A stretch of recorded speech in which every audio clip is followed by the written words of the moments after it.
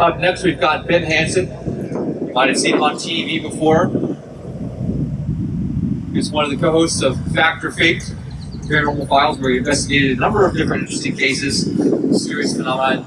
And he's been at this for a number of years. If you don't know, he's a former FBI agent. He's also got advanced first aid. He's been helping throughout the pandemic with lots of people. So we're really grateful for his service to come out here and be involved in this way, because this is an ongoing thing. And we, of course, appreciate all of our medical personnel, all of our law enforcement, and people who are going out of their way to make sure we have a safe time anywhere we go.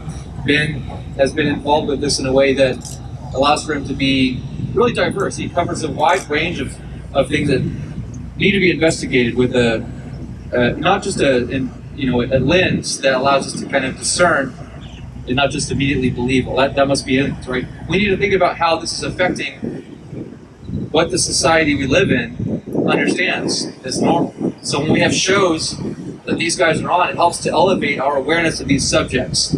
So Ben's also going to tell us about the new show he's on Discovery Plus. So let's give a big round of applause to introduce Ben Hansen.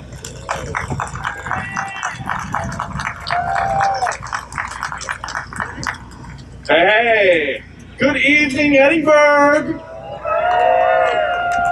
Feels like a concert, doesn't it? You guys remember what concerts used to be like? Has it been that long? This has been awesome to finally come out and have a live event. I had several of them planned last year, and they got canceled, and so this one got pushed, and the city getting behind this and actually just making a commitment and saying, hey, let's do this, I think is really important. It's really healthy that we get out and try to get back to normal. So thank you guys for coming out. And I'm going to start out by asking you to check underneath you to make sure you're not sitting on a mound of fire ants. Have you seen those over there? Hey, that's what my feet are up. So if you feel something warm and tingly, it's probably not anything to do with what I'm telling you and sharing. You're probably being bitten by fire ants. I used to work for Orkin Pest Control, and we would, deal with that stuff all the time. It's been a while since I've seen them. So, anyways, my talk tonight, I just put the finishing touches on. I wasn't sure that we were going to have something as cool as this huge screen and being outdoors. Can everyone hear okay and see okay? The wind is dying down. All right. So sit back and let me tell you about aliens and UFOs. I titled this UFOs, They're Here to Stay, because I couldn't think of anything else to call it. Other than the title of the new show, UFO Witness, which is the latest thing that I was working on, is on Discovery Plus. Has anyone seen anything else that I've done? A couple people? Yeah, who's this guy? This is my third time being here. So if you've been here before, I was here, I want to say it was 2017 and 18, or maybe it was 16, 17. I can't remember. But I love coming back here because this reminds me a lot of the Roswell conference too. You don't have many towns that get behind an event of this nature and this subject. So one thing I wanted to talk about tonight is how this is starting to change, and you're starting to see mainstream media. They don't joke and snicker as much as they used to talking about it. There's not a stigma as much as it used to be. So I'll tell you kind of how I got to it a little bit later when I was a kid, but back then, man, you hid the fact that you liked UFOs.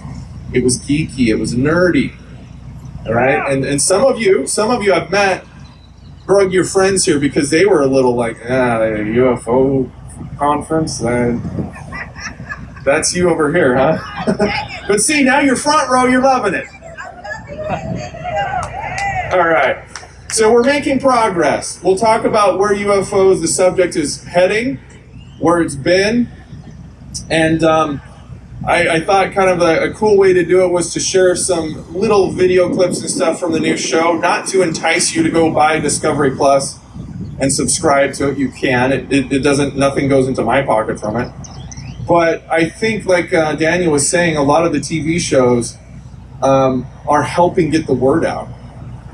they're helping people feel more comfortable about talking about this. If nothing else, aside from the pure entertainment value, I've been really blessed, and I love being a part of crafting the types of topics and things that we talk about, and then the news blows up.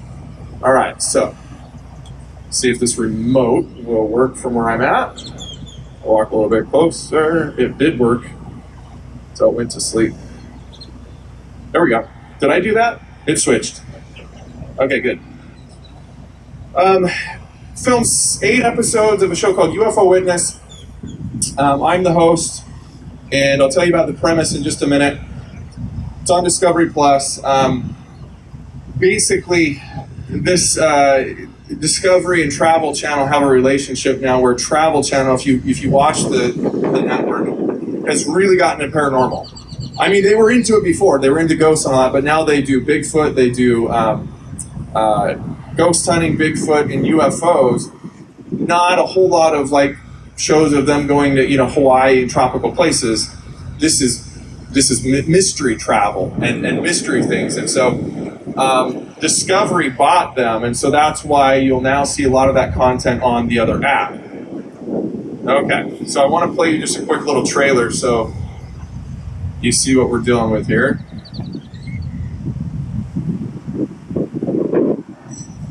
All of a sudden, there is this orange beam of light. I've been Hansen, former federal agent, who gained access to a top secret archive, the Blue Book files, containing reports of over 10,000 UFO sightings investigated by the U.S. government. On my way to meet with Jenny Zeidman from Project Blue Book.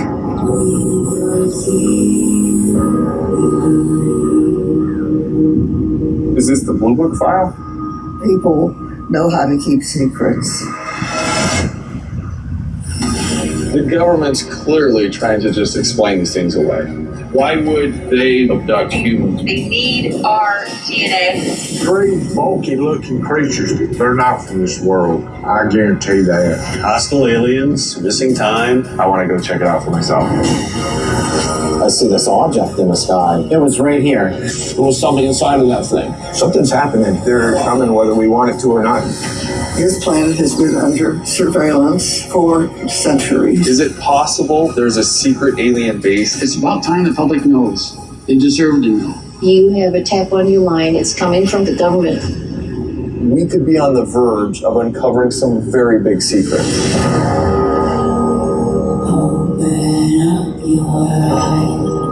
Stream what you love. All right. How many? Oh, thank you. How many of you have heard of Project Blue Book? That is amazing. If I asked that question like 5 years ago, I'd say probably not even half that many people. There was a fictional series, which was pretty good, that was on History Channel called Blue Book, right? It's focused on a project that the government started in 1952. Well, actually, I'm getting ahead of myself. I'll explain that in a minute. But back when Blue Book began, as we'll get into this a little bit, the government officially had a policy of ridicule, of mockery, and trying to explain away UFO sightings. Okay? And you can see that, the symptoms of that today. If you turn on your news, they still, if they do a UFO report, they're getting better, like I said. But you'll still see the anchor kind of like, and now we're going to talk about some strange lights in the sky, and like, oh, did you see those too? Any little green aliens? And they go back and forth, and haha, it's really funny. And they play the X-Files theme song in the background, and sometimes I laugh along with them because it can be funny. But fear, which I think a lot of this is, one of the natural emotions people have is to humor, and try to laugh their way through it. But we're starting to not see that as much. In fact, mainstream media, if you've been paying attention, has been off the charts with stories about UFOs in the past, really, I'd say 3 years. And each year seems to be more and more and more. And they're talking about disclosure. And they're talking about I think other speakers here today were talking about what the Congress is doing now. We'll get into that a little bit, right? They're talking about getting the political pressure on the Pentagon to tell us exactly what kind of programs they're doing, okay? So I'm going to play this little clip. This was just an example of what happened recently. What precipitated? This was the Navy. You remember the Navy videos? Most of you've seen those. The Navy UFO videos. Well, Entertainment Tonight wanted to talk about that. They wanted to talk about the Phoenix Lights and stuff. And so you can see they kind of joke around a little bit, but it's getting better. Talk about aliens because it's 2021 and why not? It feels like the only thing that's left, right, Michelle? So UFO sightings have gone up 51% during the pandemic. I believe it. And now there's a new show trying to figure out why. We are calling this our Out of This World ET exclusive. Pilots describe the object as a white, 40-foot-long, tic-tac shaped craft. If there are more sightings, if the aliens are coming, why now? A lot of people believe that our world is headed down a wrong path. The environment, politics, we're going to destroy ourselves, and they're here to protect us, to warn us. Hostile aliens, missing time. I want to go check it out for myself. Need a break from planet Earth? Well, former FBI agent Ben Hansen's got you covered with UFO Witness, streaming now on Discovery Plus. The show talks to alleged UFO witnesses and gives us all a glimpse into the possibility of life beyond our planet. Bulky-looking creatures, they're not from this world. I guarantee that. Over the years, celebs like Kurt Russell, Miley Cyrus, and the Kardashians have all reported UFO sightings. I think Kendall Jenner first reported one in 2013. Her sister Chloe's like, yeah, I believe you. I lent them some night vision equipment, okay? So they go to Area 51 and have some fun with the night vision gear, comes back, you know, with some makeup on it. The ladies were very appreciative, but they're really into this. Celebrities are reporting them all the time. You have Victoria Beckham, Mick Jagger, Russell Crowe, although we were able to explain, I think his sighting was actually a ship with a light on the mast that he took a picture of. Okay, Michelle, not to freak you or anyone out. I'm already freaked out, Lord. I feel like they're already here, and we might get more information. The government has until June to declassify and release more of what they know about apparent UFOs. Are you Lauren or Lauren's alien twin? I'm just wondering. I gotta fly away. Okay, so that's kind of a mixture of what I'm talking about, right? They want to talk about celebrities. I don't really care too much about what celebrities know, but you're talking to Entertainment Tonight, you got to tell them some celebrity stuff. Any social movement that we've had, and you've seen a lot of changes in our country in the past couple of years, a lot of this comes to fruition because you have people who are, I guess you could say some of these celebrities are respected, they're at least followed, right? Okay, people follow them. And when it becomes okay for them to talk about, and when it becomes okay for them to feel it's important, that's when the rest of the media and the public falls in line. And if you look at what happened with the Storm Area 51 thing, do you think most of those people went out to Area 51 because they truly wanted to know what was in there? They went there for a party, right? And they were worried that they really were going to do some stupid things. Only a couple people got arrested. But those who truly want to know, we've been interested for a long time. It's only now that your neighbor is starting to get into the subject, and I think the momentum is building. So let's go back to talk about Project Gullwing. Back in 1953, the CIA did a study, CIA sponsored, by the Brookings Institute. They wanted to know if we had disclosure back in 53, what would the public reaction be? If we came out today, president says, hey, we've been visited. In fact, hey, we can interview the guy, he's here in the White House now, and they have a little gray guy or whatever, and we talk to him. How many people would believe it, and what would happen to society? Okay, and the results of that study were largely based on what happened with the radio program War of the Worlds. And if you are old enough, I wasn't around then, but I heard what happened. A lot of people thought it was real and they panicked. And they said, okay, we're not going to tell the public. If we do have evidence, and we're not saying we do, but if we do, we shouldn't say anything. And we should cover it up. Okay, because what's going to happen is people will lose faith in religion, their government institutions, everything's going to crumble. So because in large part the studies and what came out of that, they even suggested using different Hollywood producers, and they named like Walt Disney, to help demystify the UFO subject. So imagine that. They asked Walt Disney to start making cartoons and even a documentary about the UFO subject with, you know, friendly aliens and everything, and kind of make it silly so that people weren't afraid. Okay? So fast forward now to today, and what took place was they created two projects, Project Grudge and then Sign, and it later became Project Blue Book. Now, Project Blue Book, I think I feel comfortable saying this, it was the front office for UFO reports and research. It was the proxy for the most important UFO studies didn't go to Blue Book. And J.Allen Hynek was brought in as a consultant. Okay, he didn't run the project. He was one of the principal consultants as an astronomer. And they brought him in and said, hey, Mr. Hynek, Dr. Hynek, there's a picture of him, we would like you to help us investigate and provide explanations for these cases.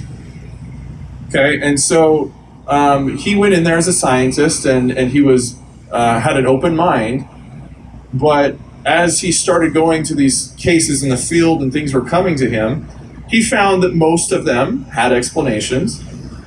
Okay, a good 95% or more had natural explanations, which is kind of what we find today.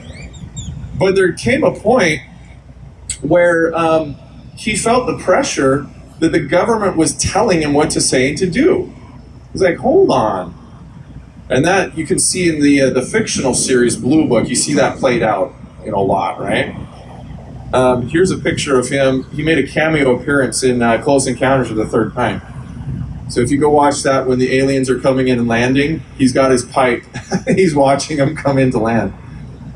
And that's a side story that's quite interesting because Steven Spielberg borrowed a lot of his material directly and his research and everything else. And when Hynek confronted him about it, he's like, sorry about that. Do you want to be in the movie? So they made up.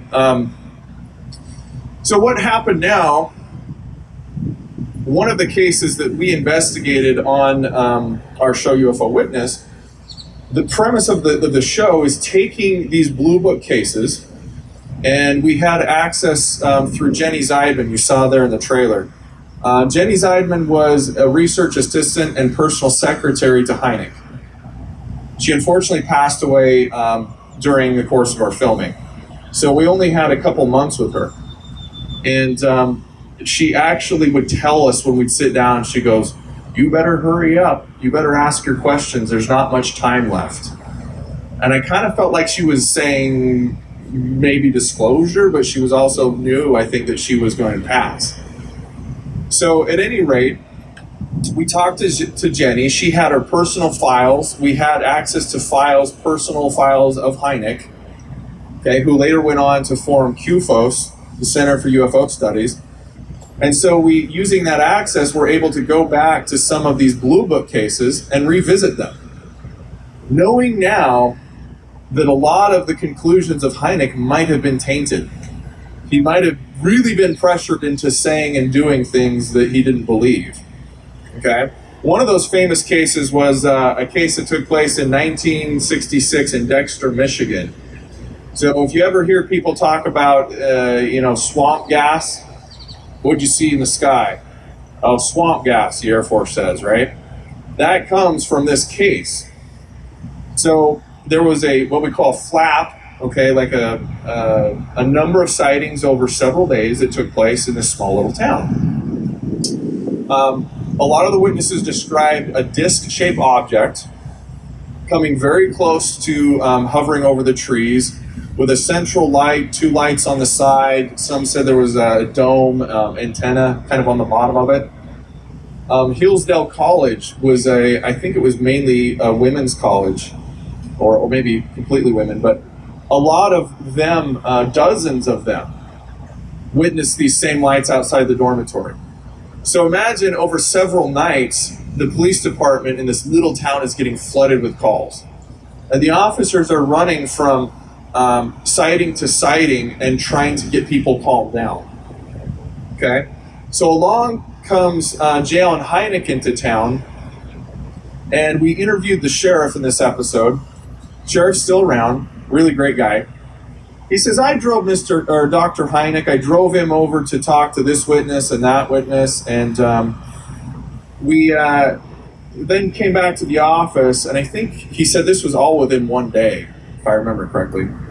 Came back to the office, and they had a press conference scheduled, okay, to tell the press, and the press are there waiting because this is the famous Dr. Hynek. He's come to solve the UFO problem, right? He told the sheriff right before that press conference, the sheriff said, so what are we dealing with, doctor? He looks at his notes and everyone he just talked to, and he's, I have no idea. I really don't know what's going on here. This is really unusual. Just then, one of the staff at the sheriff's office comes in and says, Dr. Hynek, you have a call from Washington, D.C. They say it's urgent. Remember, the press is waiting in the next room. He goes in and takes the call. He comes out, and the sheriff tells me his face had just completely changed.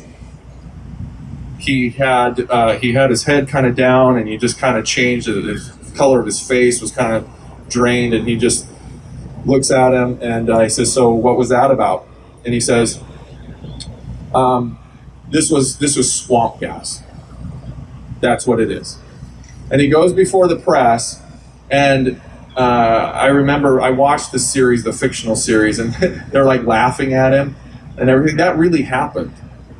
This was after a wave of sightings those several years in the 60s, and the public wasn't going to take it anymore. They look at him and say, swamp gas? These people saw these things over several nights, okay? You know, a couple 100 feet in the air.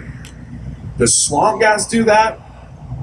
So just for those of you who are questioning, on the show we did a little experiment. So we'll go ahead and play that. Gas. So when I first tried it, you take the, I shouldn't be saying this. You got swamps here. Kids, don't listen. Don't do this. But you cut off the top of like a milk carton or a 2-liter bottle, and you cut it in half, and then you put it in the water, and you got to get your feet in the mud. I actually got stuck. I almost had to walk out of my waders and fell in. But you got to kick around the mud and everything, and then the methane comes up and starts to bubble. Okay, so it catches it inside the container, and then you take your finger off the top of it and light it. Right, light it and run away. It's the perfect experiment for someone like me who loves to light things on fire. But the pyrotechnic guy who was there, what you saw with a big fireball, he actually had to bring in a propane tank and run the hose under the water, and then we had to capture that much methane to even get that effect. Most times swamp gas is only just a couple inches above the water, maybe no more than a foot, I would say max. And then it dissipates really quickly. So the point being the ridiculousness that the Air Force had to go to explain something like this away. Now, I don't think people were less smart or intelligent back then, but I think they trusted their government probably a lot more than they do now. And there came to a point even then where they're like, we're not going to go along with this. What is going on? Okay. Now, do you feel that tension building today? You kind of feel that with the news and with everybody else, and saying, I don't care if you don't know the answer, government. Tell us what you don't know then, but just tell us. Okay? So I'm going to tell you a little bit about my personal interest here. And some of you, if you came like a couple years ago, I think part of my lecture was on this, but I always get asked, well, why are you interested? I don't have any firsthand abduction or experiencer type events, but I have seen a few objects. And I can say, though, that I was far more open and interested in the subject before I had my own event. I was the kid that was cutting out newspaper articles about UFOs, reading the books about Dr. Hynek and all that, and I already had an open mind. So if you haven't had your own sighting, don't worry. If you have an open mind, it's really cool when you see something, but it's not going to completely change your worldview, I think, because you already believe it was possible. So my first encounter was August 2002. Like I said, I worked for Orkin Pest Control in Florida for a little bit. And at the end of the summer, before I had to go back to college, my buddy and I took a cruise to the Bahamas.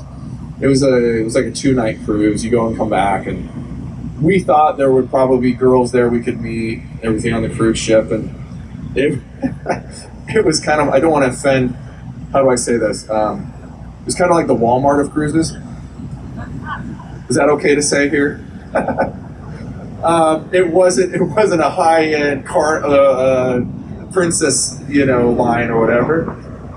But it was fun, but there was all families, okay, all families, and we met two women there that were single about our age. So we're chatting with them, and there was a meteor shower that night. And so we went out on the top deck, and we put out the lawn chairs, and we're sitting there watching the sky. And suddenly one of them pointed out an object that looked like a satellite. It was the size and brightness of a satellite, and she says, "What's that?" And I was about to say, well, duh, haven't you ever seen a satellite? But it started to do S-turns, okay, which is an aeronautical maneuver where you do like a snake in the sky, okay? And I was mesmerized. I'm like, am I really seeing this? Okay, why? Because if that is the same height and size of a satellite, and I do believe it was way up in orbit, can you imagine the G-forces that it would take to keep, well, that the craft couldn't withstand it with a conventional craft that we know of, let alone an occupant, okay? And so when I saw this, it lasted only about, I don't know, like 10 seconds, and then it started going off in a completely different direction. I thought about this for the next couple days. I'm like, I saw something I don't think is ours. This is incredible. Okay, I made a report, the National UFO Reporting Center. You could probably go find it there today, this big long report. I got a call from the BBC. Well, actually, the director, Peter Davenport, called me and said the BBC wanted to interview me about the Bermuda Triangle. This is well before I did anything in TV. At any rate, I thought, well, that's it. That's my sighting. It can't get better than that. Fast forward to 2013. I currently live in Huntington Beach, California, and it was actually almost this time of year. It was warm, and she's my wife now, but we decided to go running on this track at the local high school. The sun had gone down. It's 9:15. I don't run much anymore. I really detest running. So I did 1.5 miles, and I laid on the grass and I was stretching. I'm looking at the sky, and she's still going around the track. Okay? All of a sudden, I see a triangle come flying over the top of the stadium at about 1,000 feet. I know it was 1,000 feet because I looked at the weather reports later and saw the marine layer was 1,000 feet. The object, I could see the cloud kind of wisping over the front edge of the object. It had 3 points of light, very dim, on the sides of it. And here's where I felt like I'm drinking the Kool-Aid. If you know anything about the black triangles people see, a lot of them describe it being transparent or using some type of stealth technology. Well, as I looked at the bottom of this, I couldn't tell you if it was painted black or if I was seeing straight through it. I'm like, okay, well that does it. Now I'm probably going to have to believe everybody who says they've seen a silent black triangle. I can tell you, folks, I consider myself very neutral, open-minded, but these do exist. I saw one directly over my head. So my wife's running around, and I'm like, oh, please, please, I hope she saw it. And I said, I think I saw, and she says, a UFO, I saw it too. I'm like, thank goodness. She had a little bit different perspective where she thinks she saw multiple lights underneath it, which is also interesting among witnesses. You can have two people see the same thing, but maybe from a different angle, and they see different lights and different things going on. Oh, good, okay. 25 minutes, all right. So we might have time for Q&A at the end of this, we'll see. So I'm sitting there and I get on the phone and I'm looking up the weather and I'm talking to my dad about what I just saw. And I'm on the phone and I see two other objects there at the bottom. The best way I can describe them is my 2-year-old loves he loves gummy bears and little gummy candies, right? And they have some gummies that look like jets. So I saw two white little jets in the shape of jets, but they were flying back towards the ocean in the opposite direction, completely silent. And now I'm thinking, okay, we're crazy. What is going on here? Apparently somebody else saw this. I've talked to someone else as I made my report, saw this the same night. So sometimes telling people your UFO sighting, though, is like telling your dreams. I get it. If you weren't there, it's not as impactful. It's like telling someone about your wedding day, right? And maybe you have them sit them down, they're watching your wedding video together, and you're like, it was the best. Hopefully it was a good day for you. But you're like, it was the best time, it's so emotional. But stories, videos, I don't think that is going to be the smoking gun that convinces most people. You might have to have your own sighting yourself, or a mass sighting where, you know, so many people believe that it's hard to deny in society before you really get to that point. So anyway, little tangent. So, what happened then? In talking all this over with my dad, he was the one who would bring me UFO books. He encouraged me, my mom too, in learning all this. But what I didn't know is that there was a family connection here. My grandfather, Merlin Hansen, he served in the Marines, and after World War II, he joined the Air Force in, I believe, 1953 as a civilian engineer. Okay?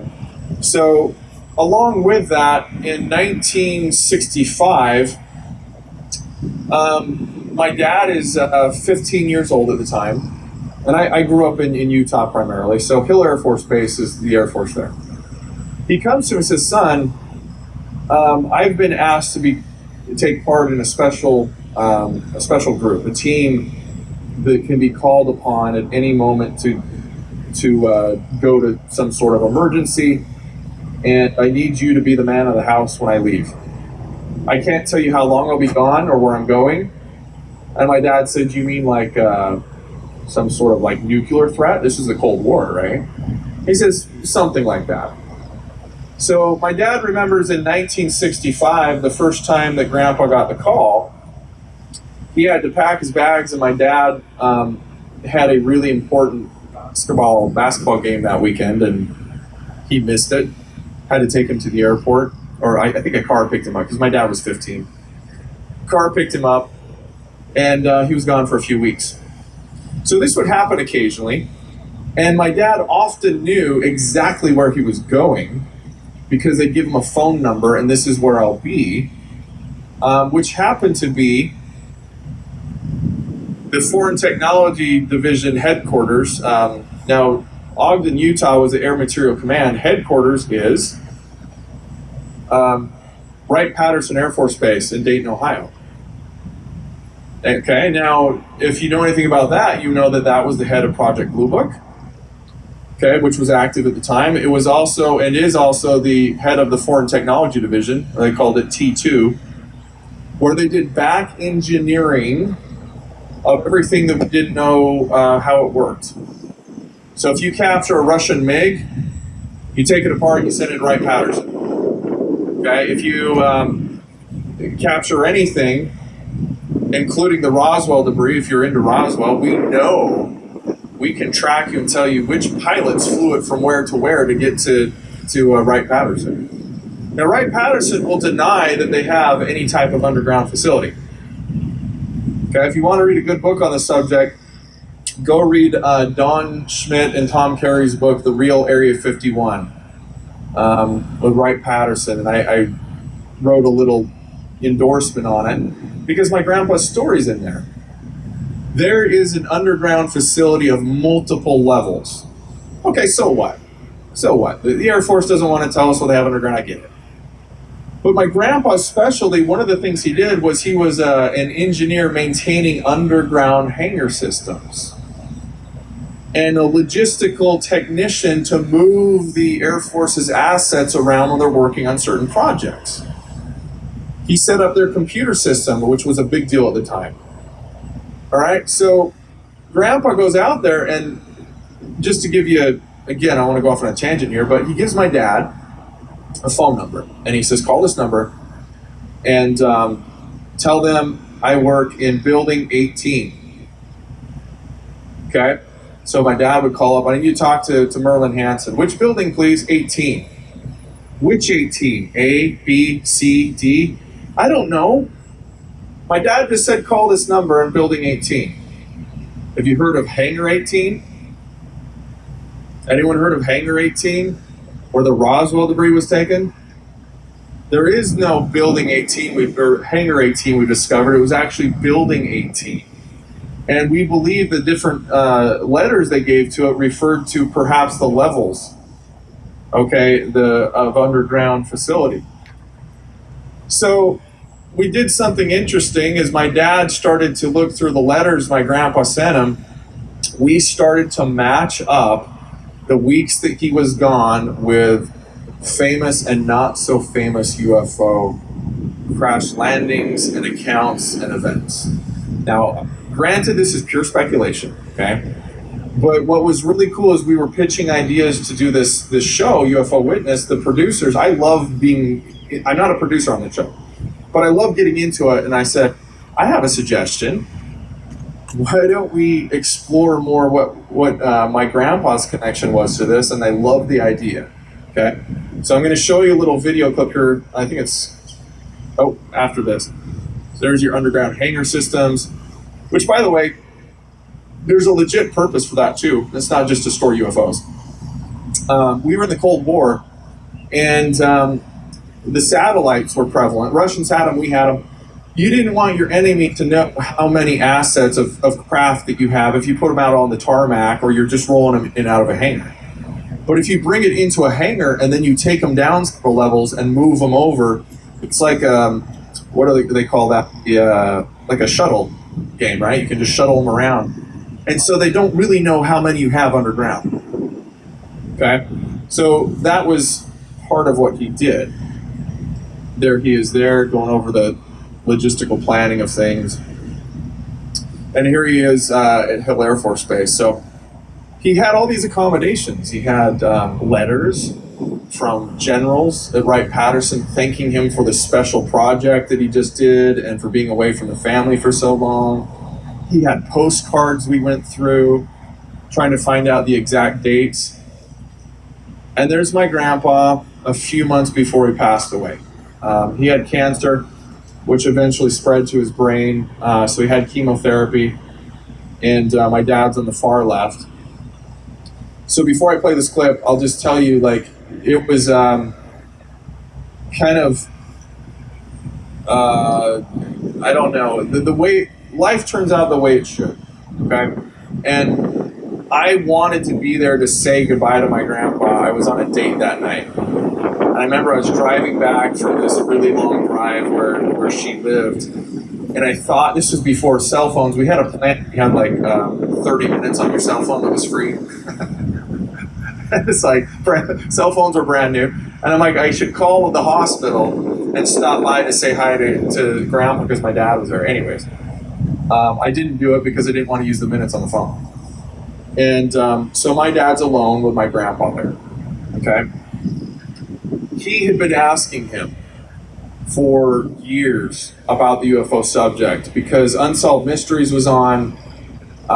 They started getting into Roswell and Wright-Patterson, and my grandpa loved watching it, but they'd ask Grandpa, well, what do you know about this? Were you were there? I mean, and he'd sometimes just go, that's interesting, or that's crazy. And he would never say anything until one day, I'll play here in the clip, my dad asked him straight out.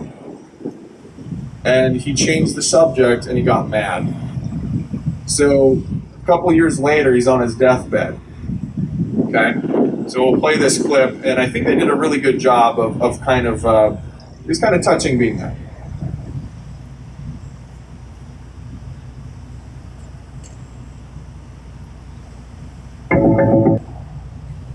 That was probably my favorite episode. It was really cool to have my dad involved in that. And no, it's not a smoking gun. No, Grandpa didn't tell us what he saw or if he saw anything. But he kept his oath to the very end, and he wanted his son to know, I know what you've been asking me. If you're asking me if I have knowledge of it, I'm going to tell you the best way I know. We are not alone. Is good enough as Grandpa just spilled everything. So it's kind of been this journey that we've taken together, my father and I. It's not why I got into the study of it, but it's definitely propelled me. And I hope that one day in my lifetime, we get to know, right? Because more and more, I do believe that national security secret's important. I've had top secret clearances. I feel like there are reasons for certain things. But I think this knowledge belongs to all of us, and hopefully we've grown up enough that we can handle it. Now, I don't know, COVID happened, and when people were about ready to kill each other for toilet paper, that set me back. I was like, I'm not so sure now that we are ready for this. But the Kecksburg incident that was mentioned was an acorn-shaped object that we explore that as well in the series. It landed December 9th, 1965, crashed in the woods of Pennsylvania. And the very next morning, my grandpa gets a call and heads out to Wright-Patterson. We also have witnesses who describe that debris in a flatbed truck being driven from Pennsylvania through small back roads to the back gate of Wright-Patterson. Okay, which the Air Force later said a couple things. One thing, they said there was nothing there. Another thing they said was a meteor, but they recovered no debris. So you get a lot of different stories. And NASA did recover debris from this object, but they lost it. That's the official report. They lost it. Which is also the same agency that lost the original moon landing film. Or they recorded over it, I think is what they said. Oh boy. And believe me, government officials can do that. It's not all conspiracy, people. It's ineptness. It does happen. 1967, Malmstrom Air Force Base, a really very interesting event where a UFO came over the top, and I think it happened over several days, several nights. In one incident, it shut down, I believe it was 7 different missiles, took them offline. They had no control over them. They have double and triple redundancy systems. That should never happen. If you can't control your nuclear warheads, that is a national security problem.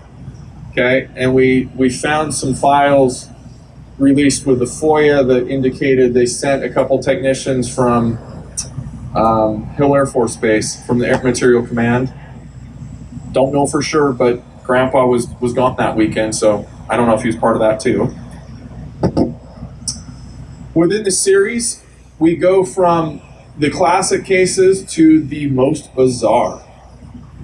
And one thing that really opened my mind is I've heard of these just a little bit. One of the famous cases was the Kelly Hopkinsville, they call it the Goblin case, that happened in 1955. Has anyone heard of this case before? A couple of you. Well, if you've seen the movie Gremlins, okay, I'm told that this was based a large part off of that movie. The movie Signs, when the house is attacked, has some elements of this. Basically, you have this small farmhouse in a little tiny town that has like two names. It's like the two towns together. The Sutton family, I want to say, gosh, I remember the details, at least 5 people involved, including grandma. They're sitting there at home, and one of the visitors, I think it was a brother-in-law, goes out to the back to draw some water from a well. Yeah, he's getting some water, and he sees a strange glow in the field, in the trees, and he sees a craft. Sees UFO. He runs back in. He says, "There's a UFO out there, you guys." And they're like, "Oh, quit messing with us, whatever." And some of them decide to go out there and investigate. And coming around one of the trees is a little, for lack of a better term, a goblin-looking creature. It has pointy ears. It has a glow to it, like it's almost like iridescent, like radiating something, silvery. And it has big ears and long arms, and it's kind of waddling towards them. They run back in and grab a rifle, a couple rifles, and a shotgun. Okay, they have no idea what this is. They're all freaking out. So they start firing at it. And they swear they hit the thing, but it sounds like metal. As they're hitting it, imagine like the carnival things where you're hitting the little, characters and they fall over. That's what was happening. They would tumble backwards. There's another one. And they would shoot through the screen door, shoot through the window. They shot up their little house. Okay, so after a good hour of this, they're freaked out. They pile in the kids and everyone get into the truck and they go down to the police station. Okay, the thing that would make me not just throw this case out right away and say they were all drunk would be that this is very well documented by law enforcement. Okay, and the records show that they detected no alcohol. The family was known to be sober. None of them drank, okay, during this time. They were legitimately scared, and so the police went back with them. They could see that the place was shot up, okay, but didn't find any evidence of these little creatures. So they go back to sleep, or try to, and Grandma spies one of them coming towards the window with its hands up, waddling towards her. So she freaks out, and later she regretted that she yelled to her son because she's like, maybe it was trying to be friendly, like surrendering. But the son takes the gun and shoots at it again. So all in all, there was a battle of about 4 hours to the daylight, okay, with these things continually coming back. I don't even know how to categorize this case. I don't know what to think of it, other than when I talked to the daughter who had heard the stories from her family, I saw the location. We can't just even dismiss cases like this that seem so bizarre. Okay, one more quick one before I wrap up here. This one was the Pascagoula, Mississippi case. And again, I had only briefly heard about this before I went out there. I hadn't read any books on it. So I learned to speed read during this series because I like to go into a place knowing everything I can about what's been said and written about it. And you've got two men who worked at a factory in this really tiny town. At the end of the day, they decide that they want to go fishing. So they brought their fishing gear with them. Calvin Parker, okay, is on the right there. And his older co-worker, his last name escapes me, is it Hickson, Charles Hickson, I think. They were fishing at the end of a dock, and they weren't really sure if they should even be on the property because I think it was a private dock. And as they're sitting there talking, they see a glow reddish glow behind them. And they're thinking, oh no, the cops have shown up. We're going to get in trouble here. But as they turn around, they see a huge object that's just kind of hovering there. And the oddest thing about this whole case is you see in the top left, the description of what is coming at them, they said was almost like robots with giant pinchers. They had no eyes, it looked like little nubs for ears, and they just floated. They were sure that they weren't on the ground. They floated towards them.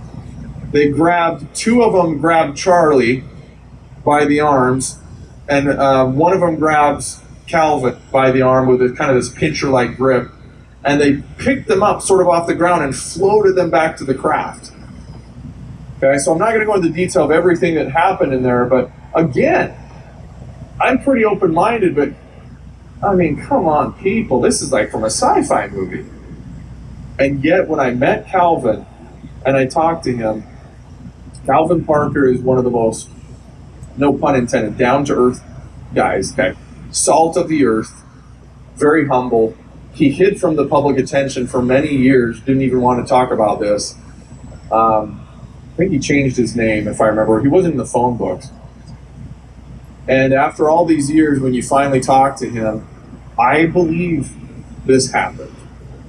Now, how can I be an objective investigator and believe something like this? I don't know. I don't know that I have any evidence to back this up other than the story, the things that were investigated even by the Air Force afterwards. But people are coming out more and more with stories that I think if you have an open mind and try your best to see what evidence is available, we're going to see this trend in UFO news. We can't believe everything we hear. I don't.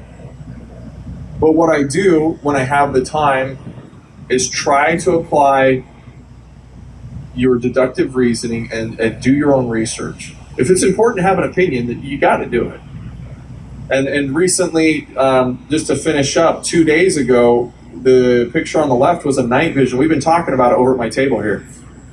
Triangular or pyramid shape that has now been authenticated by the Navy. It is one of their videos shot by their personnel in 2019 off the USS Russell. And the USS Omaha also has thermal images of a sphere that descended, and it looks like into the water. They sent a submarine to go check it out.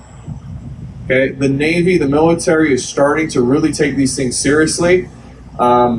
I think if you've been paying attention to the news, you know that the DoD UFO report, or UAP report, right, is supposed to be out in June. There's a deadline. They don't have to meet the deadline, but basically Congress snuck it in there. They put it in the intelligence action report where they basically tell them the things they want them to look into for the year, and they put it in the budget, okay, for the COVID relief bill. I love how they sneak things in. But it tells them you have 180 days, and you have to give us a report of what the DoD and other intelligence agencies know about UFOs, what they call UAPs, the threat that might be involved, and what we're going to do about it in gathering more information. I'm not optimistic we're going to get a bombshell, but it's a step in the right direction. Now, I wish I had time to do Q&A, but I didn't even think I was going to fill the full hour by rambling about this stuff. I hope you guys are enjoying yourself. The fact that you're here tonight, the fact that you're interested, maybe just for entertainment value, doesn't matter. You're here because you want to know like we do, and I really appreciate that. Go tell your neighbors, go have these discussions so that everyone feels it's important. Thank you for being here.